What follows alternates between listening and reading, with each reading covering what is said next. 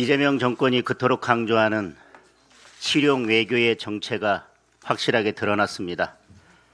합의문이나 공동 성명조차 없는 이것저것 다 생략된 백지 외교가 바로 이재명 정권의 실용 외교였습니다.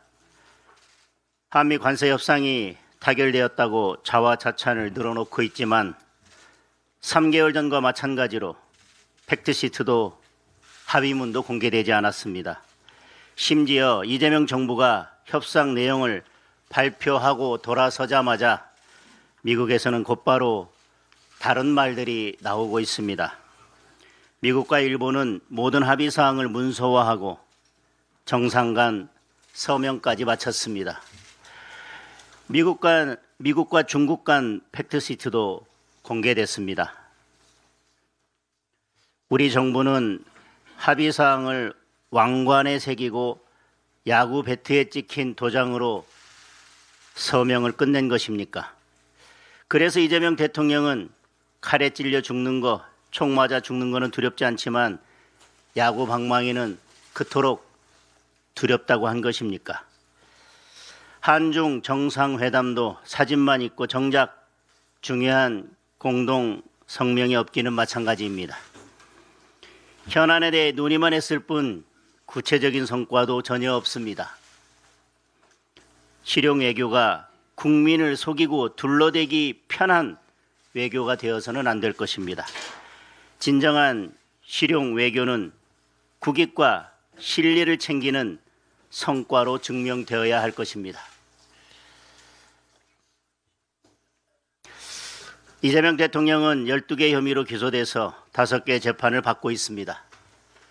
그중 공직선거법 사건은 이미 대법원에서 유죄가 인정됐습니다.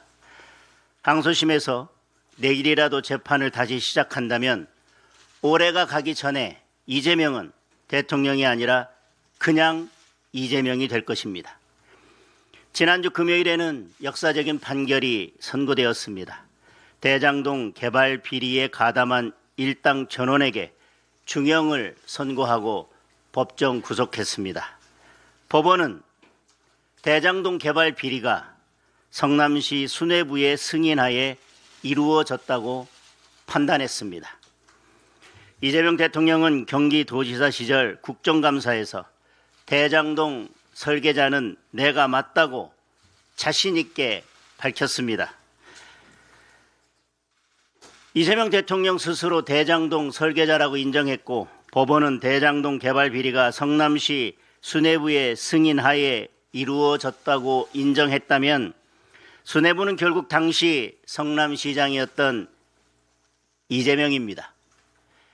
가장 중한 형이 선고되어야 하는 것은 지극히 당연합니다. 긴 말하지 않겠습니다. 오늘이라도 다시 재판을 시작해야 합니다.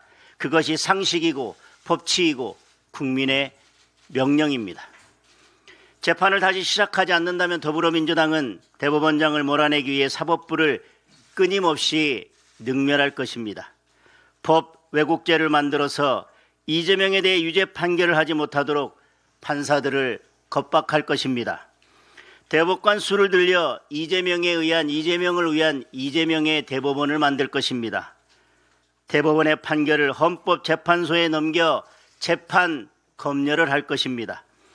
이재명에 대한 판결은 항소도 상고도 하지 못하도록 할 것입니다.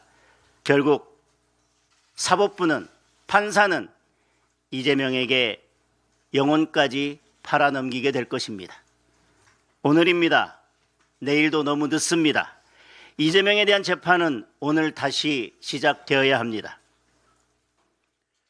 공직선거법 사건을 중지시킨 서울고등법원의 이재권 고법부장, 박주영 고법판사, 송미경 고법판사, 위증교사 사건을 중지시킨 서울고등법원의 이승한 고법부장, 박정훈 고법판사, 유재민 고법판사, 대장동, 백현동, 위례, 성남 FC 사건을 중지시킨 서울중앙지방법원의 이진관 부장판사, 윤희환 판사, 이재준 판사,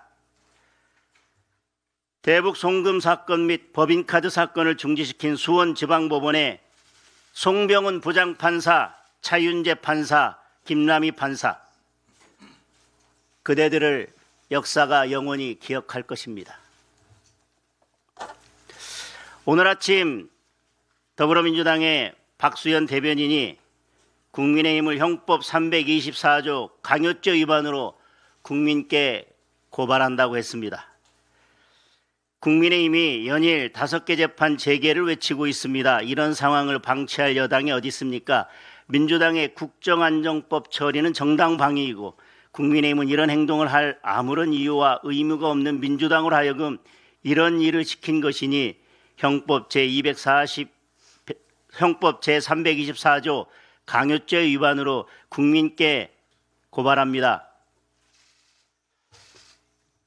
여기에 대해서 국민들께서 이렇게 답하십니다.